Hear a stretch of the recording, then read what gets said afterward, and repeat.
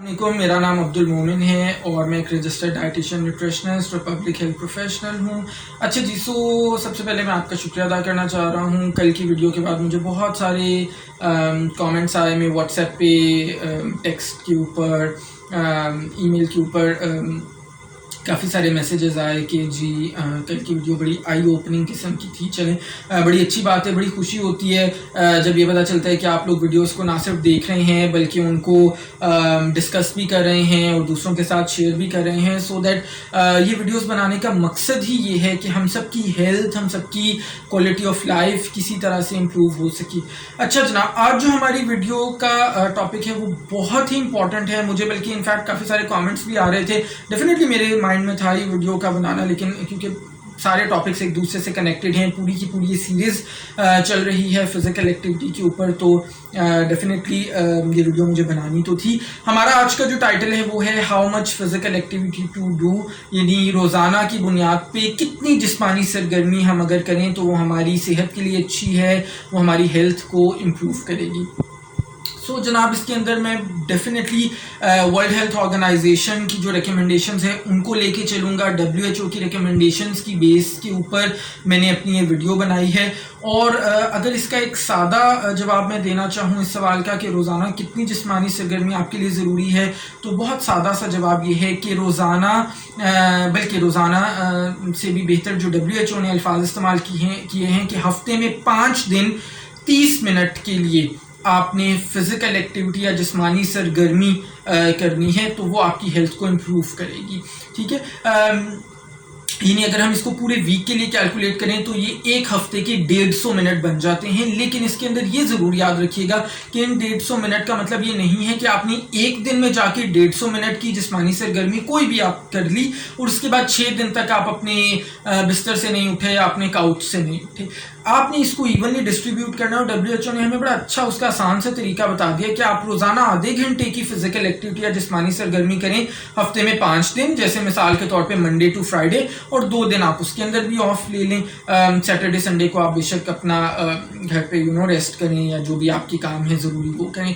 इसी तरह से अगर आपका लेट से ऑफिस में मंडे या ट्यूसडे या कोई भी 2 दिन बहुत ज़्यादा हेक्टिक होते हैं जहाँ पे आपकी मसरूफियत बहुत ज़्यादा होती है या आप घर बहुत देर से आते हैं, तो आप वो 2 दिन ऑफ ले लें और मिसाल के तौर पे बुध से लेके इतवार तक आप उन 5 दिनों में रोज़ाना आधा घंटा अपनी जिस्मानी सरगर्मी कर सकते हैं। तो ये बड़ा एक प्रैक्टिकल सी रिकमेंडेशन WHO ने हमें दी है। इसके अलावा WHO ने फर्दर थोड़ा सा एज ग्रुप के हिसाब से इलैबोरेट करके हमें बताया हुआ है कि जनाब हम कौन कौन सी एज ग्रुप्स के अंदर रहते हुए कितनी हमें फिजिकल एक्टिविटी या जिस्मानी सरगर्मी हमें करनी चाहिए। उसके अंदर 3 एज ग्रुप्स के हवाले से WHO ने बताया है। सबसे पहला जो एज ग्रुप है वो है 5 से 17 साल तक के जो लोग हैं, जो बच्चे हैं, उनको रोज़ाना की बुनियाद पे 60 मिनट्स एक्टिव रहना चाहिए। और अगर वो 60 मिनट से ज़्यादा एक्टिव रहते हैं तो फिर उनको उसके एडिशनल हेल्थ बेनिफिट्स होंगे, यानी उनकी सेहत मज़ीद बेहतर होगी, उसके अंदर उनके कोई नुकसान नहीं है। और इसके अंदर भी अगर वो विगरस फिजिकल एक्टिविटीज़ को चूज़ करते हैं तो फिर उनकी हड्डियां या उनके पट्टे जो हैं वो मजबूत होंगे। और विगरस फिजिकल एक्टिविटीज़ कोशिश करनी चाहिए कि कम से कम हफ्ते में 3 दिन वो ज़रूर चूज़ करें। अगर आपको नहीं पता कि विगरस फिजिकल एक्टिविटीज़ की डेफिनेशन में क्या क्या कुछ आता है तो आप मेरी video types of physical activity ज़रूर देखिएगा। उसके अंदर आपको ये सारा कॉन्सेप्ट मैंने दिया हुआ है कि light physical activity, moderate physical activity और विगरस फिजिकल एक्टिविटी क्या होती हैं और इनकी क्या एग्जाम्पल्स होती हैं। दूसरे नंबर पे अगर हम आ जाएं एज ग्रुप, तो वो है 18 से 64 साल के लोगों का एज ग्रुप। एक बहुत बड़ा एज ग्रुप है जिसके अंदर यंग लोग भी हैं और फिर ज़ाहिर सीनियर सिटीजन्स 60 से ऊपर के लोग भी हैं। इनके लिए WHO की रिकमेंडेशन जो मैंने वीडियो के स्टार्ट में बताई थी वही है कि इन लोगों ने हफ्ते में 150 मिनट के लिए मॉडरेट फिजिकल एक्टिविटी करनी है या फिर 75 मिनट के लिए, यानी 150 का आधा जो 75 मिनट है उसके लिए विगरस फिजिकल एक्टिविटी करनी है। और अगर हम इसको दिन के हिसाब से देखें तो वो हफ्ते में रोज़ाना 30 मिनट जो आपकी मॉडरेट फिजिकल एक्टिविटी है, या रोज़ाना 15 मिनट विगरस फिजिकल एक्टिविटी वो आ जाती है। अगर आप अपनी हेल्थ को, अपनी सेहत को मजीद बेहतर करना चाहते हैं, एडिशनल बेनिफिट्स चाहते हैं फिजिकल एक्टिविटी से, तो आप अपनी फिजिकल एक्टिविटी को डबल कर लें, अपनी फिजिकल एक्टिविटी को बढ़ा लें। इस एज के जो लोग हैं, यानी वो मॉडरेट फिजिकल एक्टिविटी हफ्ते में 300 मिनट कर सकते हैं, या फिर विगरस फिजिकल एक्टिविटी वो हफ्ते में 150 मिनट कर सकते हैं, तो उनकी हेल्थ के ऊपर बहुत ही अच्छे नताइज उसके होंगे। और इस एज ग्रुप के लिए WHO ने कहा है कि मसल या बोन यानी पट्ठों या हड्डियों को मजबूत करने वाली जो फिजिकल एक्टिविटीज हैं वो आपकी हफ्ते में कम से कम 2 दिन जरूर होनी चाहिए। तीसरे नंबर पे जनाब हमारा जो एज ग्रुप आ जाता है वो 65 साल से ज़ायद लोगों का एज ग्रुप है। उसके अंदर जो फिजिकल एक्टिविटी की रिकमेंडेशंस हैं वो तो बिल्कुल सेम है, यानी आपने हफ्ते में 150 मिनट मॉडरेट फिजिकल एक्टिविटी या 75 मिनट विगरस फिजिकल एक्टिविटी करनी है। और अगर आप पहले से अपनी यंगर ईयर्स के अंदर बहुत ज़्यादा फिजिकली एक्टिव रहे हैं तो आप इस अमाउंट को डबल भी कर सकते हैं।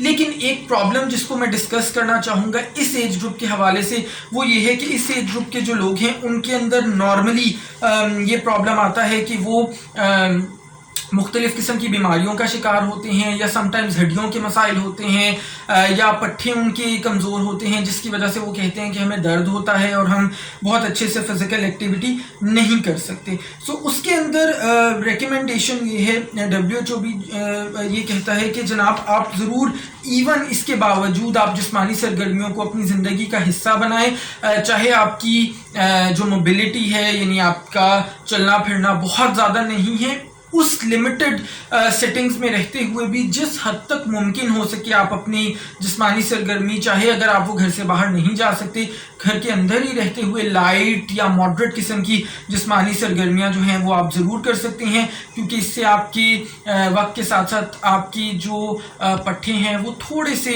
बेहतर होने के चांसेस हैं। और जो गिरने के बहुत सारा टाइम हम ये भी देखते हैं कि जो बुजुर्ग अफराद हैं वो घर में स्लिप होके या बाथरूम में, वॉशरूम में गिर जाते हैं। सो वो वाला चीज़ भी किसी हद तक बेहतर हो सकता है।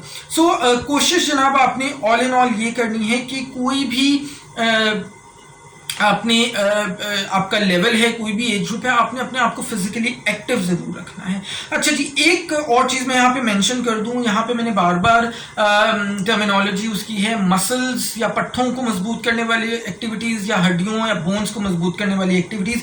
सो उनके अंदर क्या क्या आता है? अगर पट्ठों की हम बात करें तो उसके अंदर साइकिलिंग करने से पट्ठे बहुत ज़्यादा मजबूत होते हैं, सीढ़ियाँ चढ़ने से आपके पट्टे मजबूत होते हैं, पुशअप्स, यंगस्टर्स की अगर हम बात करें पुशअप्स या स्क्वाट्स वो लगा सकते हैं, उससे उनके मसल्स बहुत बेहतर होते हैं। वेट लिफ्टिंग करने से पट्टे मजबूत होते हैं। अगेन बिल्कुल ज़रूरी नहीं है कि वेट लिफ्टिंग का मतलब है आपने जिम में जाके 100 किलो का ही वजन उठाना है। आप बिल्कुल लाइट डंबल्स घर में भी अगर 3 kg वाला भी उठा रहे हैं, 3-3 kg का या 2-2 kg का, सो वो भी आपके मसल्स को किसी हद तक स्ट्रेंथन करते हैं, मजबूत करते हैं। और अगर हम ओल्ड एज की बात करें तो वहाँ पे आप बिल्कुल लाइट से वेट्स को स्टिल उठा सकते हैं। इसी तरह अगर हम बोन्स यानी हड्डियों की मजबूती वाली जिस्मानी सरगर्मियों की बात करें तो उनके अंदर रनिंग यानी दौड़ लगाना, अगेन वेट लिफ्टिंग, स्किपिंग, रस्सी कूदना, और इसी तरह से टेनिस या बास्केटबॉल की तरह की जो स्पोर्ट्स हैं वो बहुत अच्छे हैं आपकी हड्डियों की मजबूती के लिए। सो जनाब आज आपको बहुत डिटेल के साथ मैंने एज ग्रुप के हवाले से एक्सप्लेन कर दिया है कि आप जिस एज ग्रुप में फॉल करते हैं आप उसके हवाले से कितनी फिजिकल एक्टिविटी आपको करनी चाहिए और किस तरह से आप अपने आप को फिट रख सकते हैं, अपने आप को हेल्दी रख सकते हैं। सो मेरी वीडियो को फटाफट से लाइक ज़रूर कर दें, चैनल पे फर्स्ट टाइम है तो सब्सक्राइब करके बेल आइकॉन को हिट कर दें। अपने कमेंट्स के थ्रू मुझे ज़रूर बताइएगा कि आपको वीडियो कैसी लगी और आप कितनी फिजिकल एक्टिविटी डेली बेसिस पे करते हैं। और मोस्ट इंपॉर्टेंटली प्लीज़ इस वीडियो को मैक्सिमम लोगों के साथ शेयर कीजिएगा सो दैट सब लोगों का बेनिफिट हो सके। अपना ख्याल रखिएगा, इंशाल्लाह ताला नेक्स्ट वीडियो में मिलेंगे। अल्लाह हाफ़िज़।